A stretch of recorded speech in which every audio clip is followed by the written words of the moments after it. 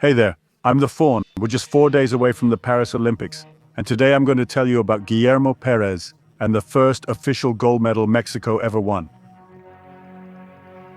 The result I'm about to discuss was quite unexpected, possibly the most surprising outcome in the history of Mexican Taekwondo.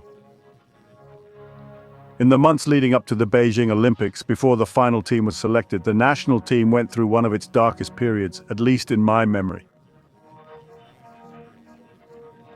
The team was deeply divided. I won't get into the details now, as that's a story for another time, but the atmosphere before the Beijing qualifications was absolutely dreadful. The main event that day at the Juan de la Barrera Arena was undoubtedly Guillermo Pérez versus Oscar Salazar. For the other two weight classes, we had a pretty good idea of who would come out on top, but in the under 58 kg category, it was anyone's guess right up until the end. That evaluation, more than a previous fight, could well be considered the first Olympic Games match. It was a peak moment for Memo, and probably one of the worst days in Oscar Salazar's career. Once in Beijing, Memo started off on the right foot, winning each of his fights by the narrowest of margins. Great Britain, Afghanistan, the semi-final against Thailand, which was the only fight he managed to win by more than a point, and the incredibly tough final against an old acquaintance, Gabriel Mercedes from the Dominican Republic, who was undoubtedly at the top of his game coming into that event.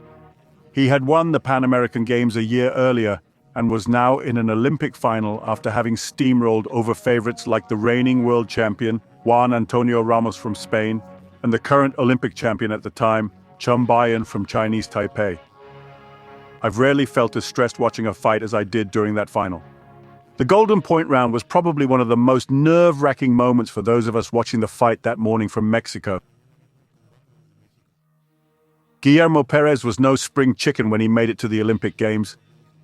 He was in the twilight of his career, but he trained harder than anyone and had prepared like no one else.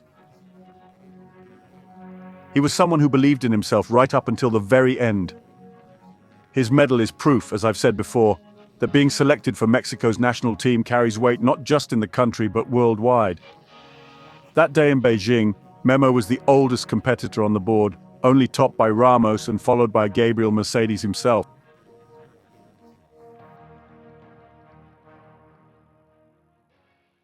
Age is nothing but a number.